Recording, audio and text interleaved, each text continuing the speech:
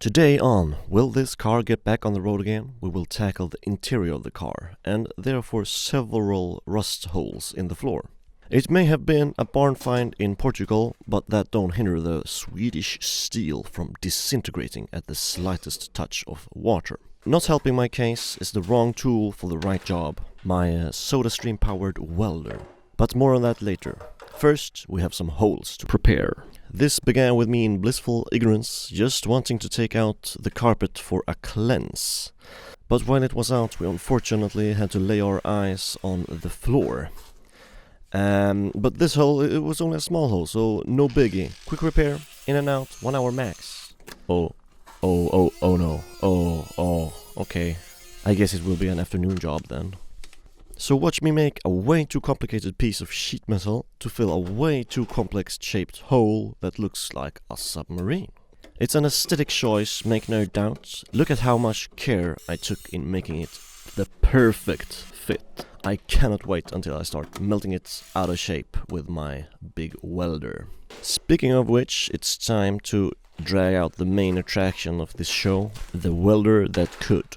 Or at least wanted to. Sporting an infinitely variable feed rate alongside a binarily variable power rating of min and max. Well, the third option is really off, which is achieved by turning the thing on. And the only way I trust that max is really max is that it makes a bigger noise when the switch is flipped. The gas flows out of the always-on electrode, comes out of the crooked nozzle through the leaking machine with the aquarium hose wired to these non-functioning manometers, which are connected with a special fitting to, you guessed it, yes, a SodaStream bottle. A way cheaper alternative than buying a whole welder tank and getting it filled custom-like. And if you could not tell by now, money is a big constriction when it comes to this welder. But oh well, beggars can't be choosers, and after all, it was a gift, so I should not be looking it in the mouth. At least, it makes two pieces of metal into one.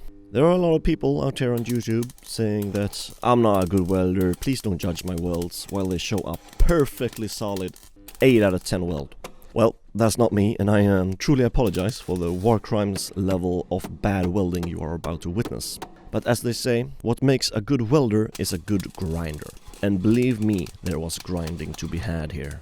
The minimum setting of the welder was way too hot for this thin sheet metal, especially as I have not cut back the rust damaged edges far enough. So they are still way too thin where I'm trying to weld. So to further reduce the effects of the welder, I had to manually pulse the trigger and let the welds cool down. This, along with alternating my welds from one side of the hole to another, actually let me weld it, kinda.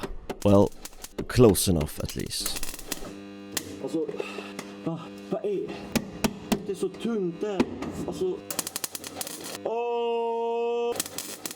fy fan. We're done. We're done. Fuck this. God fucking damn it alltså. Jesus. Well, after that tantrum, I think we will fast forward through this process. Skipping the rest of the welding, I ground down the boogers, re-welded the most offending holes, then applied a generous serving of epoxy putty. This will surely hide my war crimes, right? After a fairing grind and a lick of paint, it ain't too bad for something that will be permanently covered in carpet. The back right footwell has the same rust issues and was dealt with in the same way. First, remove all rust, then make a too complex template that is cut out of metal. Let's get it! Booger weld this to the car and then grind for days. Then some quick epoxy and painting with rust preventing primer. There was also one more hole that I won't bore you with, and several more places with surface rust that I just ground down and painted with the same rust-preventing primer. After this struggle, I looked forward to a more straightforward process. Therefore, I set my eyes on the front seat belts, which were actually struggling to wind up automatically. Resolved to clean and lubricate them, I began to strip them down and put them in soapy baths to first remove all the built-up gunk on them. And judging by the color of the baths, it was not a moment too soon. The now cleaned and dried seatbelts were conditioned with a silicone spray, which improved the return action to an acceptable degree. However, when trying to drag out the driver's side belt, the locking mechanism would not disengage, preventing me from even extracting the belt. Come on, bro. So, with no other option remaining, I started to disassemble the seatbelt assembly. When freed from the frame, I noticed a rattle that after some percussive maintenance allowed me to drag out the seatbelt. So, problem fixed?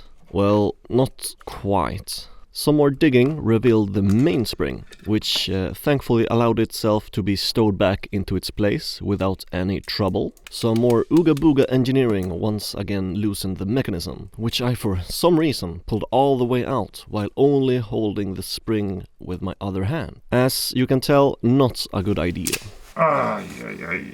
But after some more ooga booga and lots of fiddling, I quickly covered up the spring again and focused more on the mechanism that was sticking. To unstick it, I applied liberal amounts of lubricating spray, which finally gave a smoother action. So back it went, and after a slight detour, it could be reinstalled and given the same treatment as the other side to improve the return action. With the seatbelts taken care of, it's time to install soundproofing for a more luxurious ride. This time with the help of my friend who wished to become more handy over the summer. We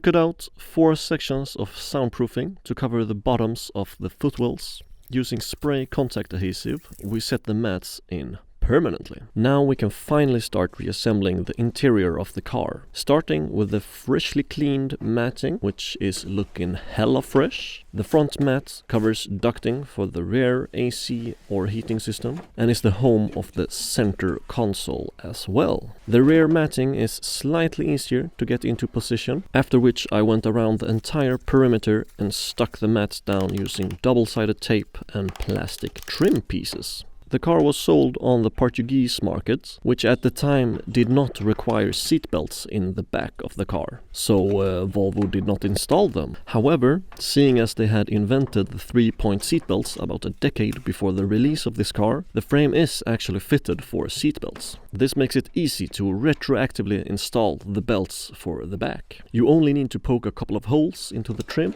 and install some more hardware in the seating.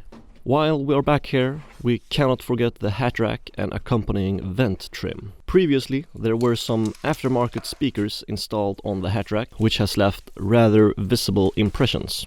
This, along with the delamination of the matting from the MDF board, requires some attention. Firstly, the matting was glued back down and left to adhere under heavy pressure. Then I painted the whole hat rack with a black spray paint to lessen the visual impact of the speaker footprints and to give a more sleek appearance. Lastly, the very, very heavy, there we are, but very, very cushy seats can be installed. Curiously, the back seat is installed by bending a sheet metal tab through a loop in the backrest. Not a very serviceable design, but it gets the job done. Finally, the mounting bracket for the front seatbelts are attached, and we have a completely cleaned and revamped interior, at least if you look away from the dash and the roof.